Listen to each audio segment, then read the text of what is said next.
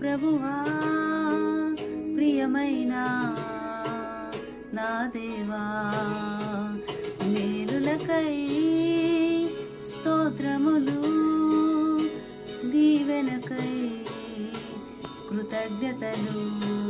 శుద్ధుడా పరిశుద్ధుడా నిన్నే కీర్తించెదన్, పూర్ణుడా పరిపూర్ణుడా నిన్నే కొలిచెదన్. ఎంత ఘనమైనది నీ స్నేహం, వివరించలేనిది నీ త్యాగం.